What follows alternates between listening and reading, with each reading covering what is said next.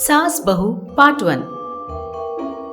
चंद्रगिरी नाम के एक गांव में दुर्गम्मा और रानी नाम की सास बहू रहते थे। ये दोनों देखने में तो एक दूसरे से प्यार का नाटक करते थे, लेकिन मन ही मन एक दूसरे से हमेशा गुस्सा रहते थे। इनके पास लक्ष्मी नाम की एक गाय थी। हर दिन दुर्गम्मा लक्ष्मी का दूध दुहकर बाहर बेचकर आती थी। उसके साथ साथ उनका छोटा सा खेती बाड़ी का काम भी था। लेकिन रानी को अपने छोटे छोटे खर्चों के लिए सास से पैसे मांगना बिल्कुल अच्छा नहीं लगता था। इसीलिए जैसे ही दुर्गम्मा लक्ष्मी का दूध बेचने के लिए घर से जाती थी, रानी वापस लक्ष्मी के पास आकर और थोड़े से दूध दुहकर उन्हें बेच देती थी। एक दिन दूध दुहने के बाद रानी लक्ष्मी से, देखो लक्ष्मी, मैं तुम्हारे पास चुपके से इस तरह दूध दुह रही हूँ। इसके बारे में अगर तुमने सासू माँ को बताया ना तो आज से तेरा चारा डालना बंद कर दूंगी, ध्यान रखना। उसने कहा। लक्ष्मी बिना कुछ बोले चुप रह गई। रानी वो दूध लेकर अपने पहचान वालों के घर जाती है। अरे दीदी, सुरेखा दीदी, ये लो दीदी, आप रोज दुकान जाकर वो मिलावटी दूध लेना बंद कर दीजिए। मैं रोज आपके लिए दूध लाया करूंगी, आप किसी और के पास दूध लेने मत जाइए। इस तरह बोलते हुए उसे दूध दे देती है। इस तरह वो हर दिन 3 लोगों के घर में दूध डाला करती थी और घर वापस आ जाती थी। जब सास लोगों के घर दूध देकर घर वापस आती है तो देखती है कि रानी घर पर नहीं है। अरे कहाँ मर गई ये लड़की, हमेशा दूसरों के घर में ताक झाक करती रहती है। पता नहीं इसके बर्ताव में कब बदलाव आएगा। इस तरह वो मन में सोचने लगी। इतने में रानी घर आते आते ये देखती है कि सास पहले से ही घर पर है। तो वो अपने मन में सोचती है, अरे बाप रे, लगता है ये बूढ़ी पहले ही घर पहुंच गई है। ये मुझे ज्ञान बांटना शुरू कर देगी। ये तो अब मुझे आदत हो गई है, कोई न कोई बहाना जरूर बना दूंगी। आज भी कोई और बहाना बता ही दूंगी। इस तरह सोचते हुए वो घर पहुंचती है। घर पहुंचते ही, अरे बहू रानी, मेरे घर से कदम बाहर रखते ही तू गांव भर में घूमने फिरने चली जाती है। अरे ऐसा मत कहिए सासू माँ, छोटा सा काम था इसीलिए बाहर गई थी। इतने में आप वापस आ गई, बस। इस तरह वो झूठ बोल देती है। लेकिन दूसरी तरफ एक के बाद एक रोज दूध दुहने की वजह से लक्ष्मी को बहुत दर्द होता था, लेकिन वो चुपचाप दर्द को सह रही थी। लेकिन रानी को लक्ष्मी पर बिल्कुल भी दया नहीं आती थी। बेचारी लक्ष्मी इस दुख को सह नहीं पा रही थी और वो भगवान से प्रार्थना करती है और उसके प्रार्थना करते ही भगवान प्रत्यक्ष होते हैं।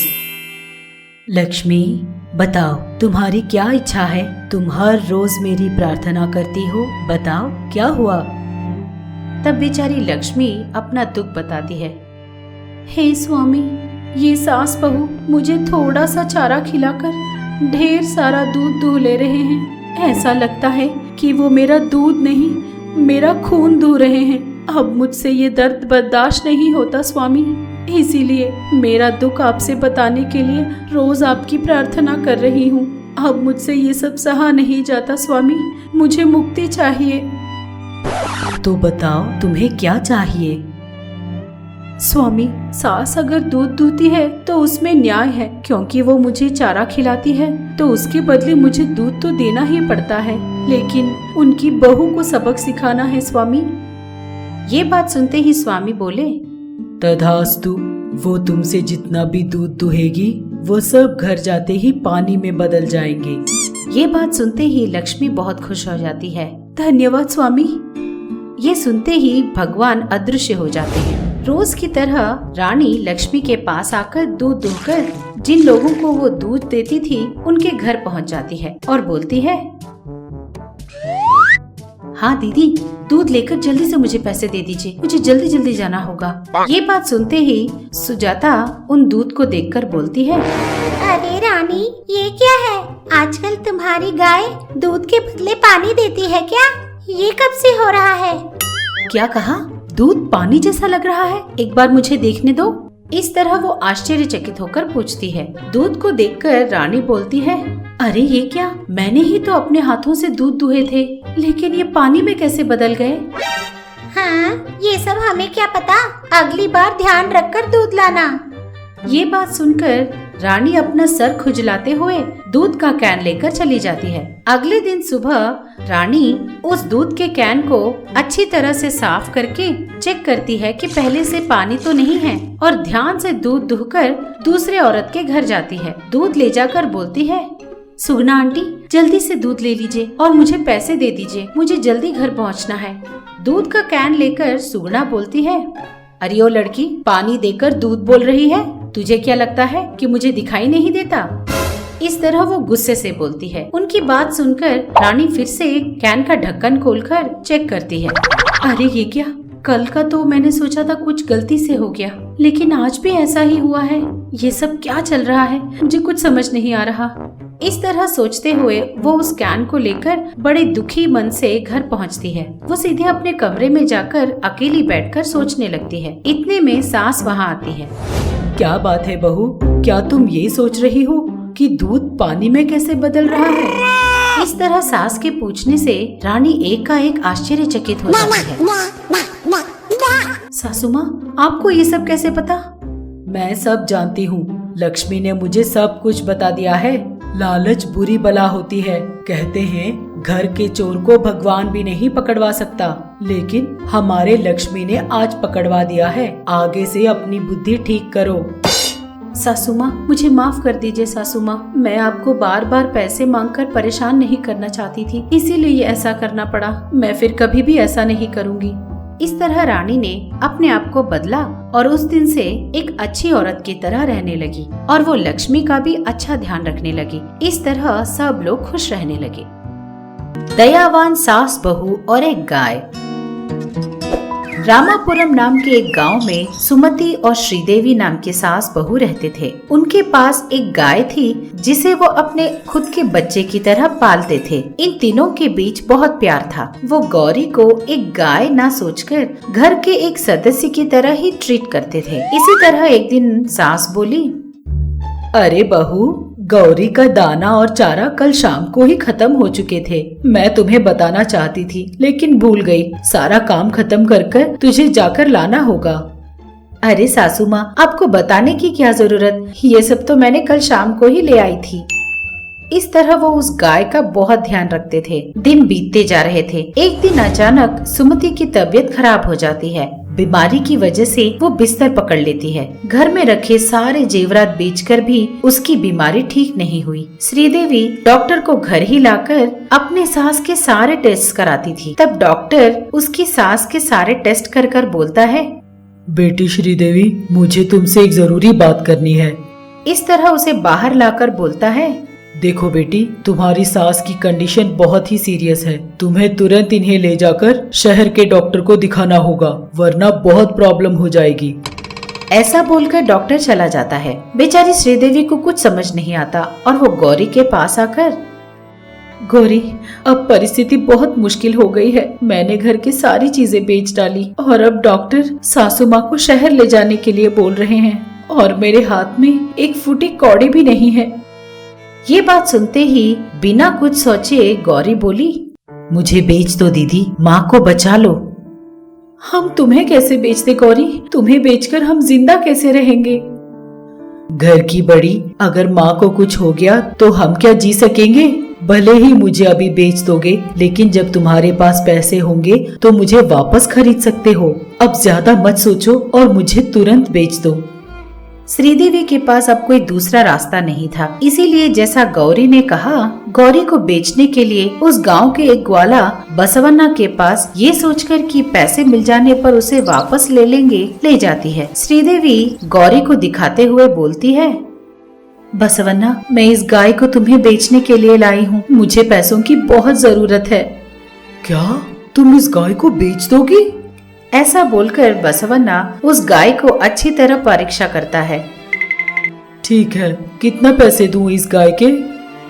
मुझे 40,000 रुपए चाहिए। मैं उतने पैसे नहीं दे सकता बेटी, चाहे तो मैं 30,000 दे सकता हूँ। इस गाय का मूल्य उससे ज्यादा भी नहीं होगा। ठीक है, तो दीजिए, मुझे बहुत जरूरत है पैसों की। ये बात सुनकर बसवन्ना श्रीदेवी को पैसे दे देता है। उन पैसों को ले जाते हुए श्रीदेवी गौरी के पास आकर, गौरी अब मैं चलती हूँ और मैं जरूर वापस आऊंगी, तुम्हें ले जाऊंगी। तुम यहाँ खुश रहो, ठीक है? ये सुनते ही गौरी की आंखों में आंसू आ जाते हैं। मेरी चिंता तुम मत करो, तुम अपना और माँ का ख्याल रखो दीदी। ये बात सुनकर श्रीदेवी भी रोने लगती है और वहाँ से चली जाती है। इस तरह पैसे लेकर श्रीदेवी अपनी सास को शहर ले जाकर वह अच्छे से डॉक्टर को दिखाती है। शहर का डॉक्टर सास की सारी परीक्षा करता है। आप लोगों ने इन्हें इतने दिन यहाँ क्यों नहीं लेकर आए? उनकी बीमारी बहुत बढ़ गई है। चलो कोई बात नहीं, देर आए दुरुस्त आए। ये मैं कुछ दवाइयाँ लिख कर देता हूँ, इन दवाइयों को रोज लीजिए, इनकी बीमारी ठीक हो जाएगी। ऐसा बोलकर दवाइयों की लिस्ट देता है। श्रीदेवी अपने सास को रोज दवाइयाँ देती थी। देखते ही देखते सुमति की तबीयत ठीक होने लगती है और इधर गौरी बाकी गायों के साथ मिल जाती है, लेकिन फिर भी वो हमेशा सुमति और श्रीदेवी के बारे में ही सोचती थी। एक दिन गौरी अपने साथ वाले गाय से, जानती हो मैं यही हूँ, लेकिन मेरा ध्यान हमेशा मेरी माँ और मेरी दीदी श्रीदेवी के बारे में ही लगा रहता है। इस समय पर रोज मेरी दीदी मेरे लिए चारा डालती थी और मैं भर पेट खाती थी तो वो बहुत खुश होती थी। ये बात सुनकर उसके साथ वाला गाय परेशान होकर बोलता है, अरे है, मुझे ऐसे टॉर्चर की क्या जरूरत? तुझे आकर 6 महीने हो गए हैं, जब देखो तब हमेशा माँ दीदी करते रहती है। सच बता, वो लोग एक बार भी तुझसे मिलने आए हैं, लेकिन तुम 6 महीनों से एक ही बात की रट लगाकर मेरी जान ले रही हो। वो लोग मनुष्य हैं, तुझे बेचकर वो अपना काम संभाल रहे हैं और हो सकता है कि वो लोग तुम्हें भूल भी चुके हों। ये बात सुनते ही गौरी गुस्से से, तुम मेरी माँ और बहन से जलते हो, वो मुझे कभी नहीं भूल सकते। किसी परिस्थिति के कारण वो मुझसे मिलने नहीं आ पाए होंगे। इस तरह बोलकर वो रास्ते की तरफ आंखें बिछाकर आंखों में पानी भर लेती है और मन ही मन सोचने लगती है, क्या वो लोग सचमुच मुझे भूल गए होंगे? लेकिन मुझे तो अभी भी उनसे मिलने का ही मन करता है। इधर सुमति की तबीयत धीरे धीरे ठीक हो जाती है और वो थोड़ा थोड़ा पैसे बचाना भी शुरू करती है। कुछ पैसे बचाकर वो अपनी बहू से बोलती है, बेटी श्रीदेवी, पता नहीं हर रोज सपने में मुझे गौरी ही आती है। एक बार जाकर गौरी से मिलकर आ जाते हैं। सासू माँ, बस थोड़े और पैसे जुड़ जाएं तो हम लोग सीधे जाकर बसवन्ना से अपने गौरी को वापस खरीद लेंगे।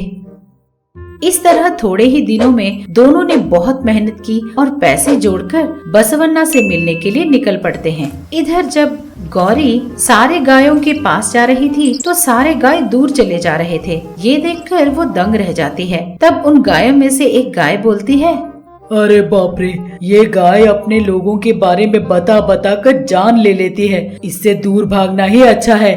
चलो चलो भाग जाते हैं।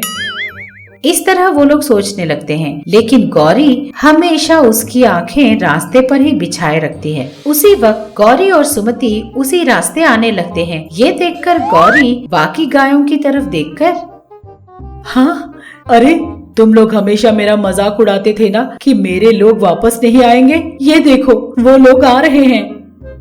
इस तरह वो खुश होकर उछलने लगती है। श्रीदेवी और सुमति सारे पैसे बसवन्ना को देकर किसी भी तरह गौरी को ले जाने की प्रार्थना करते हैं और उसे ले जाने की तैयारियां करने लगते हैं। माँ, बस 2 मिनट, मैं अपने दोस्त से अभी एक बात बोलकर आती हूँ। ऐसा बोलकर गौरी अपनी दूसरी गाय सहेली के पास जाकर बोलती है, देखा, तुमने कहा था ना कि मनुष्य भूल जाते हैं और वापस नहीं आते। ये एक बात का ध्यान रखना, ये मनुष्य अच्छे दिल वाले होते हैं। अच्छे दिल वाले मनुष्य कभी भी अपने लोगों को नहीं भूलते, इसीलिए वो लोग मेरे लिए वापस आए। ठीक है, मैं चलती हूँ, बाय। ऐसा बोलकर वो सुमति और श्रीदेवी के साथ खुशी खुशी अपने घर वापस जाने लगती है और उस दिन से तीनों बहुत खुश रहने लगे। ये एपिसोड भी आपको पसंद आया ना? फिर देर किस बात की, अभी हमारे चैनल को सब्सक्राइब कीजिए, घंटी भी जरूर बजाइएगा। इस एपिसोड में आपको जो अच्छा लगा नीचे कमेंट में लिखिए।